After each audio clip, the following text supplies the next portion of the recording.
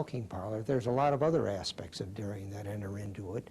And so Babson Brothers Company also has to work very, very closely with a lot of other segments of the dairy industry to make sure that the entire facility works. We developed, for instance, the book here, The Way Cows Will Be Milked on Your Dairy to Farm, on Your Dairy Tomorrow. And in essence, what this is basically nothing more than a catalog of all the multifaceted items that take place on a dairy farm.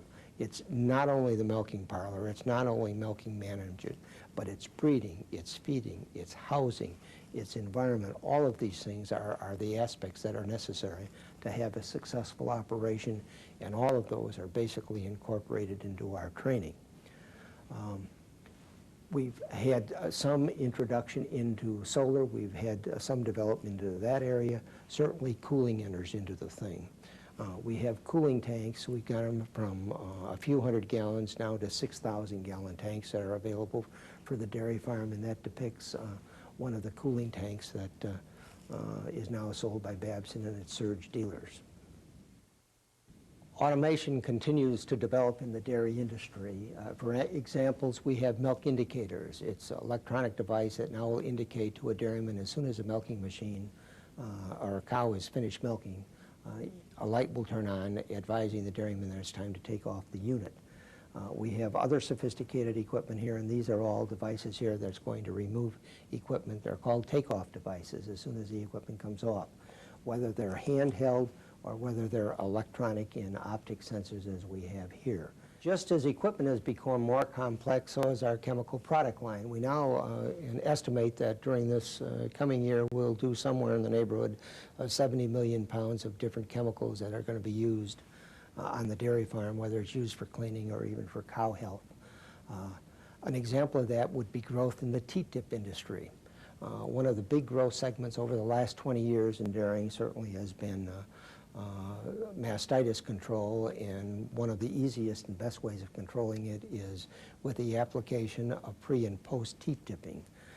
This happens to be one of the many products that Babson has in its product line, and we call it TD34, and it really happens to be my name and age backwards because I introduced that product when I was 43 years old, and that was more than a few years ago.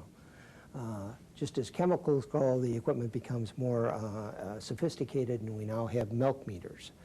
This is an example of an electronic milk meter that as the milk flows through the milk meter, it's going to be electronically recorded directly onto the computer. And it's a management tool for the dairyman. He's going to be able to recognize, because that cow has a transponder around his cow's neck, this is going to record the number of the cow. It's also going to record the amount of milk that that cow gives directly onto the computer. This is also then going to determine how much feed the cow is going to get if that dairyman has feeding stalls, because the feed that that cow is going to get is contingent on how much milk she gives. The cow will be fed in the feeding stall 4 times a day, and the feed will be allocated that it can only get so much feed during these 4 times a day.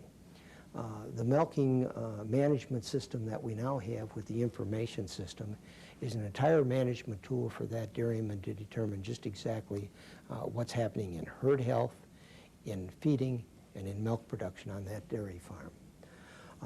Just as the equipment has gotten bigger and more sophisticated, so has Babson's dealer organization. Where we were initially a U.S. and a Canadian company, we basically are now worldwide. And just as this picture here depicts in red where Babson Brothers Company sells its product, this picture is also obsolete because we have distributors now in Brazil, we have them in Argentina, we have them in Australia, New Zealand, in Korea, in Thailand, and certainly we've had even dialogue with some of the other African countries. So basically, Babson is now a worldwide company. I think the entire wall here, and we're certainly now into the 90s, can be ended with quality. And I think that sign up here and that small plaque up here depicts what Babson so firmly believes in, and that's a quality product that must be produced and sold to a dairyman so that he can produce a quality product, milk, that's sold to the consuming public.